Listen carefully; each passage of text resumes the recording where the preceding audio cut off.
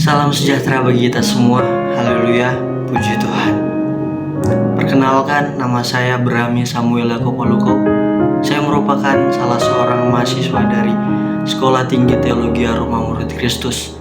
Dan pada saat ini saya akan mengerjakan tugas mata kuliah Intisari Alkitab, yaitu menceritakan seluruh isi Alkitab dari Kejadian sampai Wahyu dengan alat bantu C7SY. Namun sebelum kita masuk lebih jauh lagi tentang gambaran garis besar dari seluruh isi Alkitab, kita akan mengenal dulu gambaran secara singkat Alkitab itu sendiri. Alkitab ini terdiri dari dua bagian, yaitu Perjanjian Lama dan Perjanjian Baru.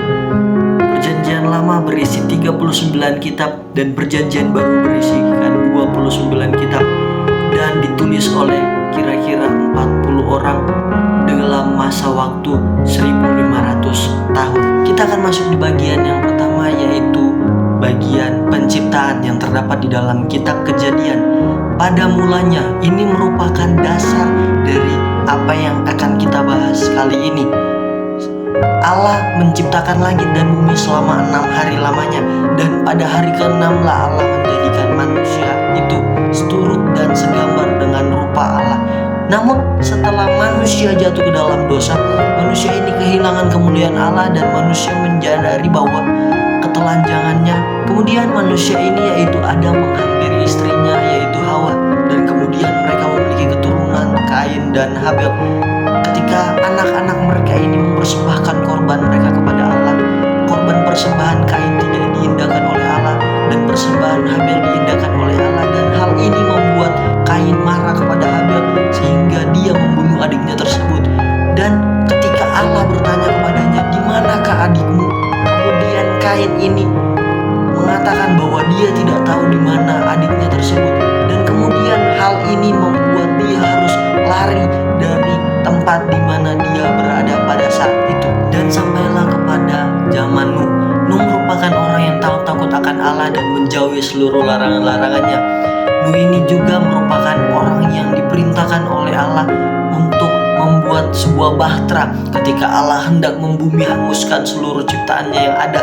Dan ketika bahtera itu telah jadi, maka Allah menurunkan hujan deras dan membuat seluruh ciptaannya musnah kecuali Nuh dan seluruh keluarga serta hewan-hewan yang bersama-sama dengan dia.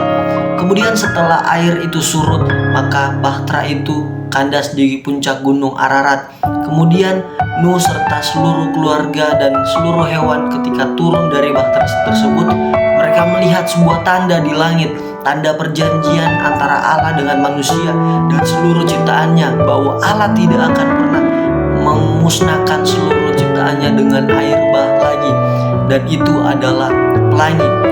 Dan muncullah sebuah peristiwa lain, yaitu ketika orang-orang yang ada di bumi ini berkumpul di suatu kota dan hendak membuat menara yang puncaknya sampai ke langit. Kemudian ketika Allah turun untuk melihat pekerjaan dari manusia ini, kemudian Allah memporak-porandakan, Allah menghancurkan seluruh apa yang mereka telah laksanakan, apa yang telah mereka kerjakan, sehingga mereka ini terpecah belah dan mereka terserak-serak sampai ke seluruh penjuru permukaan bumi. Abraham merupakan suatu tokoh yang sangat luar biasa yang kembali masih terdapat di dalam kitab Kejadian tersebut. Abraham ini sebelum namanya berubah menjadi Abraham, namanya adalah Abram. Abraham ini memiliki 3 janji daripada Allah, yaitu janji tentang tanah, benih, berkat, atau disebut juga janji Abraham. Namun Abraham dan Sarah istrinya ini, mereka tidak dapat memiliki anak. Kemudian Sarai memberikan gundiknya Hagar kepada Abraham dengan keinginan, dengan harapan bahwa mereka akan mendapatkan keturunan dari Hagar tersebut. Kemudian lahirlah Ismail. Namun ternyata Ismail ini bukanlah anak perjanjian yang Tuhan janjikan kepada Abraham, tetapi Sarah melahirkan seorang anak, yaitu Ishaklah yang menjadi anak perjanjian dari Allah kepada Abraham. Dan Ishak ini dikaruniai 2 orang anak, yaitu Yakub dan Esau. Dan Yakub ini memiliki 12 orang anak laki-laki dan 1 orang anak perempuan.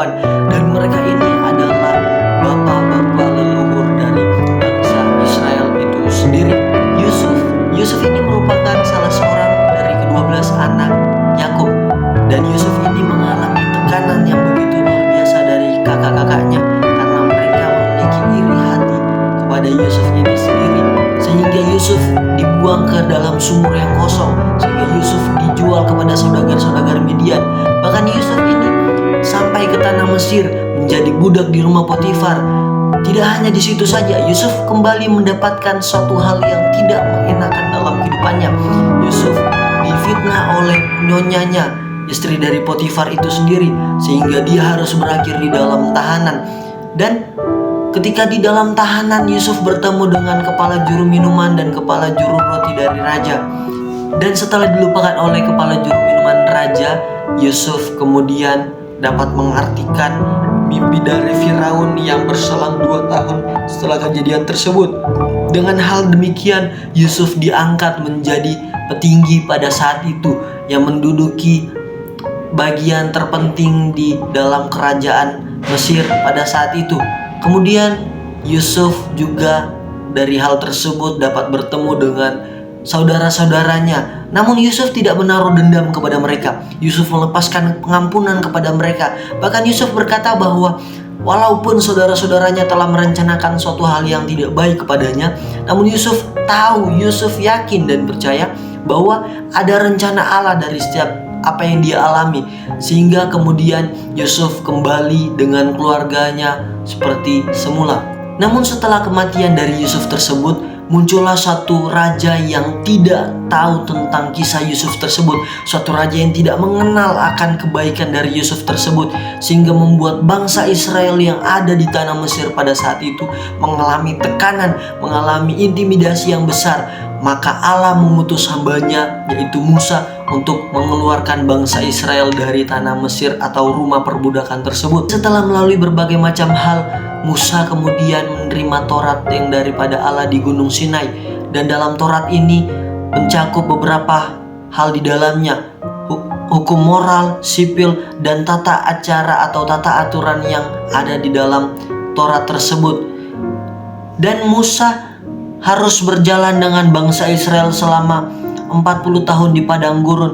Dan karena ketidaktaatan Musa kepada Allah, sehingga membuat segala sesuatu yang Musa kerjakan terasa sia-sia, sebab ia tidak dapat menduduki tanah perjanjian yang seharusnya dia duduki. Dia tidak dapat memasuki tanah perjanjian tersebut, sehingga di akhir kehidupannya Musa ini memberikan 5 khotbah kepada bangsa Israel yang menjadi pegangan mereka ketika mereka masuk di dalam tanah perjanjian tersebut.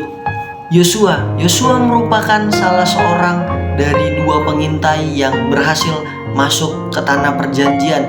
Yosua juga merupakan abdi dari Musa, dan setelah kematian Musa, Yosua yang menggantikan kedudukan dari Musa yang memimpin bangsa Israel untuk masuk ke dalam tanah perjanjian.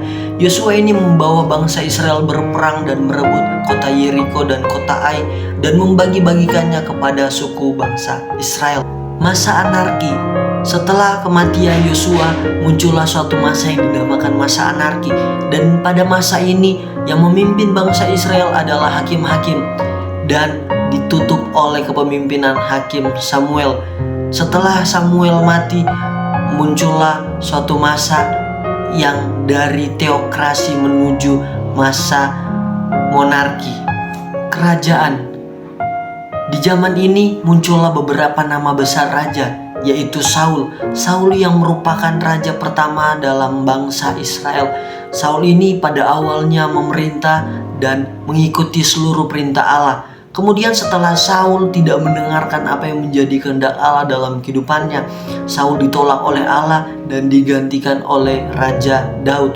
Daud ini merupakan raja yang diberkati oleh Allah. Bahkan sampai setelah Raja Daud yang menjadi barometer akan kesetiaan raja-raja pada saat itu ialah kepemimpinan dari Raja Daud ini sendiri. Setelah Raja Daud sampai di akhir usianya, muncullah seorang raja dari anaknya sendiri, yaitu Salomo. Salomo merupakan raja yang berhikmat, yang dikaruniakan hikmat oleh Allah. Dan Raja Salomo memerintah dengan begitu baik di kerajaan Israel. Setelah kematian dari Raja Salomo, kerajaan ini terpecah menjadi 2, yaitu kerajaan utara dan kerajaan selatan. Namun setelah kerajaan ini menjadi pecah dan karena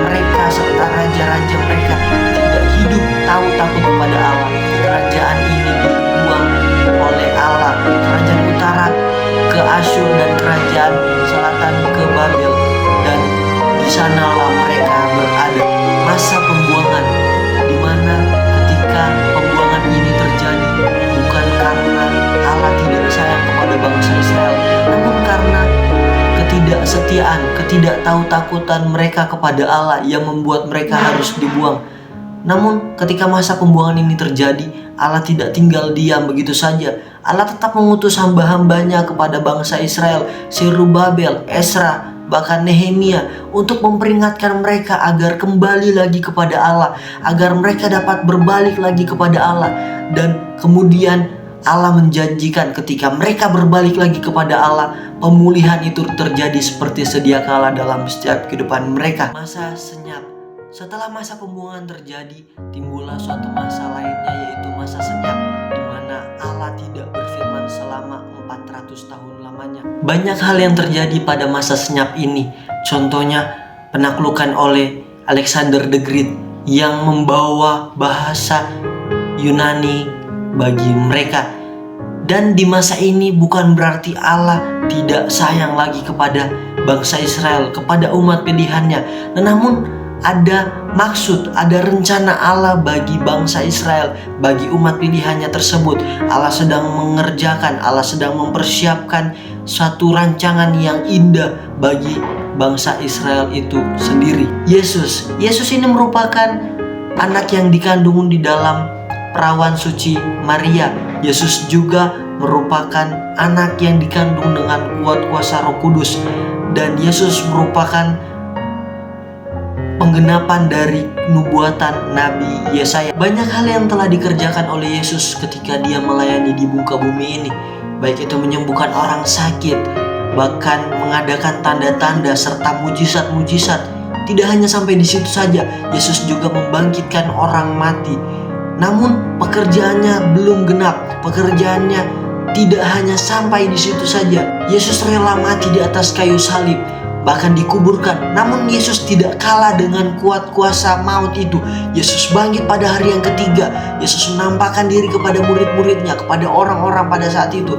Bahkan Yesus naik ke surga serta mencurahkan Roh Kudus bagi murid-muridnya, dan mereka terus mengabarkan Injil kebenaran firman Allah. Dan itulah yang kita lihat sekarang ini.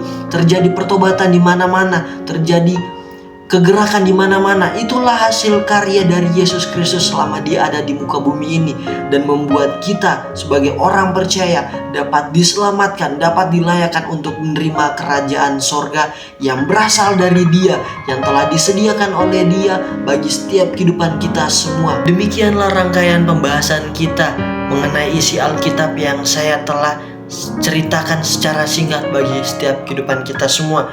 Biar kiranya saya, bahkan Bapak, Ibu, Saudara sekalian, kita semua dapat mengerti, kita semua dapat memahami betapa besar kasih Allah dalam setiap kehidupan kita.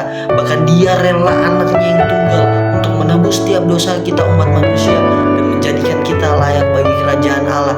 Biar kiranya kita mengerti betul bahwa Dia mengasihi setiap